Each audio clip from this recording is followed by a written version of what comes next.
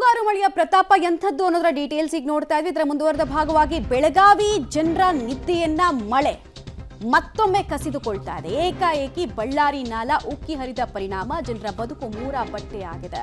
ಮಹಾನಗರದ ಹಲವಾರು ಬಡಾವಣೆಗಳಲ್ಲಿ ನೀರು ನುಗ್ಗಿದೆ. ಕೃತಕ ನೆರೆಯ ಸನ್ನಿವೇಶ ಸೃಷ್ಟಿಯಾಗಿದೆ. ಸಾವಿರಾರು ಹೆಕ್ಟೇರ್ ಭತ್ತದ ಜಮೀನು ಕೂಡ ಜಲಾವೃತವಾಗಿದೆ. ನೆಲ ಕಾಣ್ತಾ ಇಲ್ಲ, ಅಲ್ಲಿ ಬರೀ ನೀರು. ನೋಡಿ, ಶಹಾಪುರ, ಕೇಶವನಗರ, ವಡ್ಗಾವಿ, ಶಹಾಪುರದ ಸುತ್ತಮುತ್ತ ಸಾಗರದಂತೆ ದೃಶ್ಯ ಭಾಸವಾಗ್ತಾ ಇದೆ. ಯಾವುದೋ ನಡುಗಡ್ಡೆಯನ್ನು ನಾವು ನೋಡ್ತಾ ಇದ್ದೀವ ಅನ್ನೋ ರೀತಿ ಕಾಣಿಸ್ತಾ ಇದೆ. ಭೂಮಿಯ ಭಾಗ ಕೆಲವು ಭಾಗದಲ್ಲಿ ಮಾತ್ರ ಕಾಣಿಸ್ತಾ ಇದೆ. ನೋಡಿ, ಯಾವುದೋ ಯಾರದ್ದೋ ಜಮೀನು, ಯಾರದ್ದೋ ಕೃಷಿ ಭೂಮಿ ಹೇಗೆ ನೀರಿನಿಂದ ಆವೃತ ಆಗಿದೆ ಅಂತ ಹೇಳಿ. ಮಳೆ ಹೆಚ್ಚು ಬಂದರೂ ಪ್ರಾಬ್ಲಮ್ಮು. ಪ್ರಕೃತಿ ತನಗೇನು ಕೊಡುತ್ತೆ ಅನ್ನೋದನ್ನ ರೈತ ಯಾವಾಗಲೂ ಕಾಯ್ತಾ ಇರ್ತಾನೆ, ಒಳ್ಳೆದನ್ನು ಕೊಡುತ್ತಾ ಅಂತ. ಬಟ್ ನೋಡಿ ಏನಾಗಿದೆ ಅಂತ ಡೀಟೇಲ್ಸ್ ಕೊಡ್ತಾರೆ. ನೇರ ಸಂಪರ್ಕದಲ್ಲಿ ಜಾಯಿನ್ ಆಗ್ತಾರೆ ದಿಲೀಪ್. ಈ ಭಾಗದಲ್ಲಿ ಸುಮಾರು ಎಷ್ಟು ಜನ ವಾಸ ಇದ್ದಾರೆ? ಪರಿಸ್ಥಿತಿ ಹೇಗಿದೆ? ಈಗಲೂ ಮಳೆ ಆಗ್ತಾ ಇದೆಯಾ?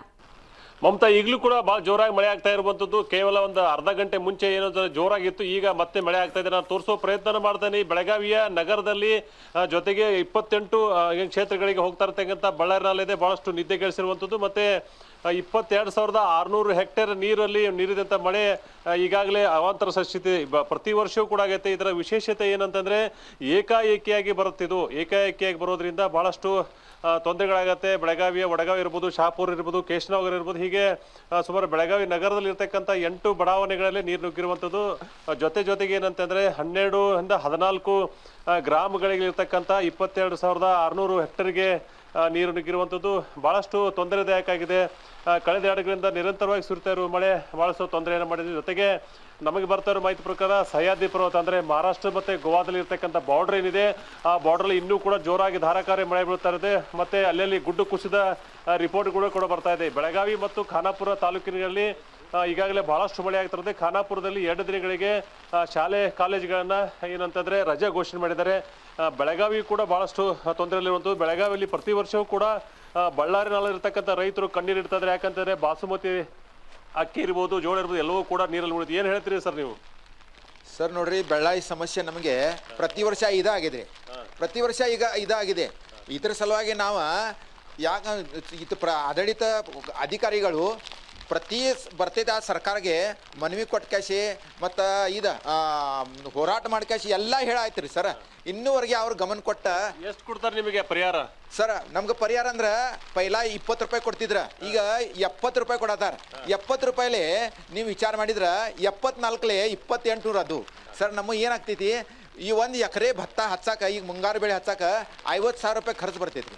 50,000 ರೂಪಾಯಿ ಖರ್ಚು ಬಂದ್ರೆ ನಾವು ಹೆಂಗೆ ನಿಮ್ಗೆ 2800 ರೂಪಾಯಿ ಅಂದ್ರೆ 2 ಚೀಲ ರಾಸಾಯನಿಕ ಗೊಬ್ಬರನೂ ಬರಂಗಿಲ್ಲ.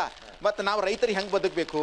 ನೀವು ಸರ್ಕಾರ, ಈಗಿನ ಸರ್ಕಾರ ಏನಂತೈತಿ, ಹೋದ ಸರ್ಕಾರ ಹೋದ ಸರ್ಕಾರ ಏನು ಮಾಡೈತಿ, ನಾವು ಈಗ ಬಳ್ಳಾರಿ ನಾಲಾ ಸಲುವಾಗಿ 800 ಕೋಟಿ ರೂಪಾಯಿ ಸ್ಯಾಂಕ್ಷನ್ ಮಾಡ್ತೇನೆ ಅಂತ ಸ್ಟೇಷನ್ ಒಳಗೆ ಹೇಳಿದ್ರು ನಮ್ಮ ಉಸ್ತುವಾರಿ ಮಿನಿಸ್ಟರು.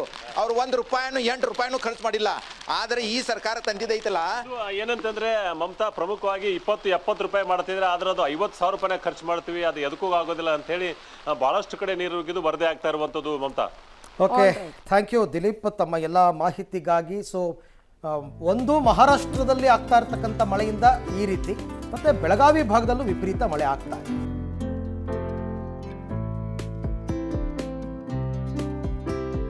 ದೃಶ್ಯದಲ್ಲಿ ತಾವೀಗ ಗಮನಿಸ್ತಾ ಇರೋದು ಪಬ್ಲಿಕ್ ಟಿವಿಯ ಡ್ರೋನ್ ವಿಜುವಲ್ಸ್. ಆಲ್ಮೋಸ್ಟ್ ನಿಮಗೆ ಈ ಥರ ನೀರು ತುಂಬಿದಾಗಲೇ ಡ್ರೋನ್ ವಿಜುವಲ್ಸಲ್ಲಿ ತುಂಬ ಮನಮೋಹಕವಾಗಿ ಕಾಣ್ತಕ್ಕಂಥದ್ದು. ಯಾಕೆ ಅಂತಂದರೆ ನಿಮಗೆ ಹಸಿರು ನೀರು ಬಿಟ್ಟರೆ ಇನ್ನೇನು ಕಾಣಲ್ಲ. ನೀರು ಹಸಿರು ಮಾತ್ರ ಕಾಣುತ್ತೆ. ಜಮೀನು ಯಾವುದು, ರಸ್ತೆ ಯಾವುದು, ಇದ್ಯಾವುದು ಗೊತ್ತಾಗಲ್ಲ. ಇದನ್ನೇ ಪ್ರವಾಹ ಅಂತ ಕರೆಯೋದು. ಪಾಪ ರೈತರು ಅದೇನೋ ಬಾಸುಮತಿ ಅಕ್ಕಿ ಎಲ್ಲ ಬೆಳೀತಾ ಇರ್ತಕ್ಕಂಥ ರೈತರು ಬಿತ್ತನೆ ಮಾಡಿ ಕೈ ಹಿಸುಕೊಳ್ಬೇಕಾದ ಪರಿಸ್ಥಿತಿ ಬಂದ್ಬಿಟ್ಟಿದೆ. ಯಾವುದು ಕೈ ಹತ್ತಾ ಇಲ್ಲ ಬೆಳೆ. ಬಳ್ಳಾರಿ ನಾಲೆಯಿಂದ ಆಗಿರ್ತಕ್ಕಂಥ ಅನಾಹುತ.